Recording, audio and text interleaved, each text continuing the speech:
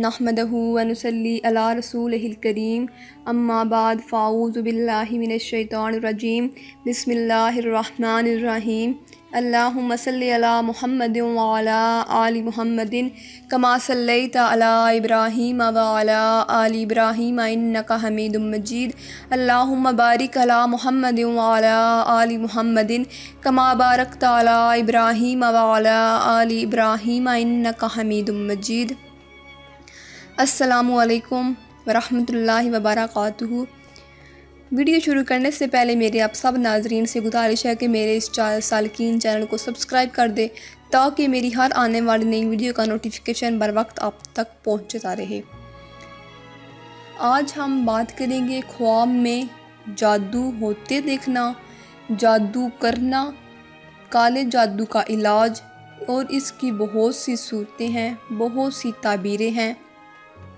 سب سے پہلے ہم یہ جان لیتے ہیں کہ خواب کی کتنی قسمیں ہیں۔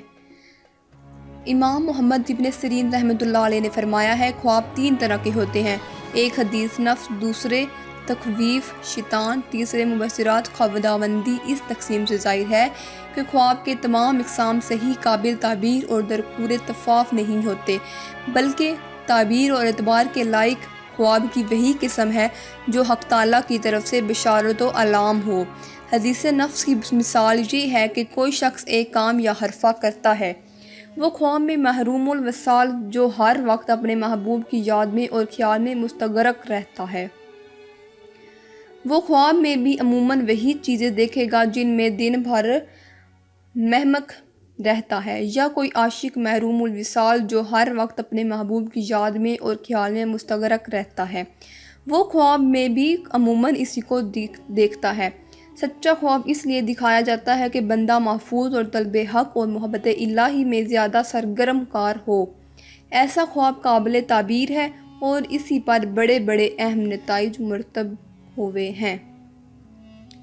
اب ہم ویڈیو کو لمبا کیے بغیر اپنے اصل موضوع پر پہنچتے ہیں، یعنی خواب میں جادو کرنا۔ حضرت ابن سیرین رحمۃ اللہ علیہ نے فرمایا ہے کہ خواب میں جادو کرنا کار باطل ہے۔ اگر کوئی خواب میں دیکھے کہ وہ جادو کرتا ہے تو دلیل ہے کہ بیہودہ اور باطل کام کرے گا، اور بعد اہل تدبیر کے نزدیک جس کے لیے جادو کیا جائے اس کو فتنہ ہے۔ حضرت جابر مغربی رحمۃ اللہ علیہ نے فرمایا ہے کہ خواب میں جادو کرنا جھوٹ کا عہد ہے کہ جس نے لوگوں کو فریب دے گا، اور خواب میں جادو فریب دینے والا دشمن ہے۔ حضرت جعفر صادق علیہ السلام نے فرمایا ہے کہ خواب میں جادو کرنا 6 وجہ پر ہے۔ اول فتنہ، دوم فریب، سوم مکر، چہارم اندیشہ، پنجم باطل اور جھوٹ، ششم بے اصل کام۔ اس کو خواب میں دیکھنا فتنہ اور غرور پر دلالت ہے۔ جس نے دیکھا کہ وہ جادو کر رہا ہے یا اس پر جادو کیا گیا ہے تو وہ میاں بیوی کے درمیان باطل طریقوں سے تفریق اور جدائی ڈالے گا، اور جادو کفر پر دلالت کرتا ہے، اور جادو بیوی کی جدائی پر بھی دلالت کرتا ہے۔ جس نے دیکھا کہ اس پر جادو کیا گیا یا وہ دوسروں پر جادو کر رہا ہے تو ساحر سے مراد فتنہ اور مکر ہے، اور اگر جادو جن کی طرف سے ہو تو وہ زیادہ دھوکہ اور فریبدار ہوگا۔ کالے جادو کا علاج کیا ہے؟ اگر کسی نے ہم پر جادو کیا تو اس کا علاج کیا ہے؟ اس کا علاج کا طریقہ بہت ہی آسان ہے۔ جادو کا عامل خواہ جھوٹا ہو یا بڑا، یعنی چھوٹا ہو یا بڑا، ان کا ایمان اللہ تعالیٰ اور یوم آخرت کے دن سے اٹھ جاتا ہے۔ یوم آخرت سے مراد یعنی قیامت کا دن ہے۔ وہ یہ سمجھتے ہیں کہ بس اس دنیا میں ہمیں پوچھنے والا کوئی نہیں اور ہم بس اسی دنیا میں رہیں گے۔ حقیقت تو یہ ہے کہ اللہ پاک نے اپنے بندوں کو بس تھوڑی سی مہلت دے رکھی ہے، اور جب قیامت کا دن آئے گا تو سب کو اس فانی دنیا سے جانا ہے، اور یہ جادوگر عامل یہ سمجھتے ہیں کہ ہمیں کوئی پوچھنے والا ہی نہیں، اور اس بات کو اپنے دل میں بٹھا لیتے ہیں کہ دنیا و آخرت میں کوئی ایسی طاقت و قوت موجود نہیں ہے جو ان سے باز پرست کر سکے اور ان کو انصاف کے کٹہرے میں لا کر کھڑا کر دے۔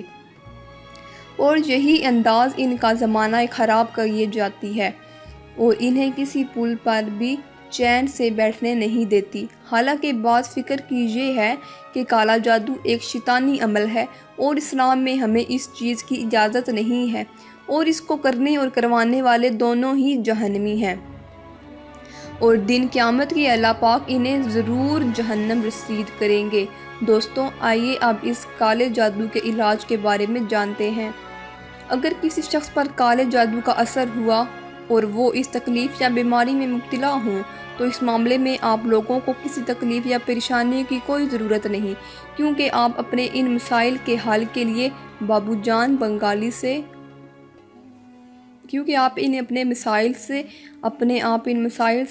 بہت سارے وظیفے ہیں جن کو کرنے سے آپ کا کالا جادو کا اثر ختم ہو جائے گا اور ان کا ہمیشہ سے چھٹکارا ملے گا۔ ایک بار آیت الکرسی اور 7 بار نیچے دی ہوئی آیت کو ایک گلاس پانی پر دم کریں اور اس پانی کو پی لینا ہے۔ انشاءاللہ تعالیٰ آپ کچھ ہی دیر میں بہتر محسوس کریں گے۔ وہ آیت جو ہے سورہ یونس آیت نمبر 81 ہے۔ سورہ یونس میں آیت نمبر 81 ہے۔ آپ نے سب سے پہلے پانی سے جادو کا توڑ ہے اس کا، آپ نے سب سے پہلے ایک بار آیت الکرسی پڑھنی ہے، اس کے بعد سورہ یونس کی آیت نمبر 81 پڑھنی ہے۔ وہ کون سی آیت ہے؟ فَلَمَّا أَلْقَوْا قَالَ مُوسَىٰ مَا جِئْتُم بِهِ السِّحْرُ إِنَّ اللَّهَ سَيُبْطِلُهُ إِنَّ اللَّهَ لَا يُصْلِحُ عَمَلَ الْمُفْسِدِينَ۔ اگر آپ جادو کرنے والے کا پتہ لگانا چاہتے ہیں کہ کس نے آپ پر یا آپ کے بچوں پر جادو کروایا ہے تو اس کے لیے یہ وظیفہ بہت ہی زبردست ہے اور یہ عمل اتنا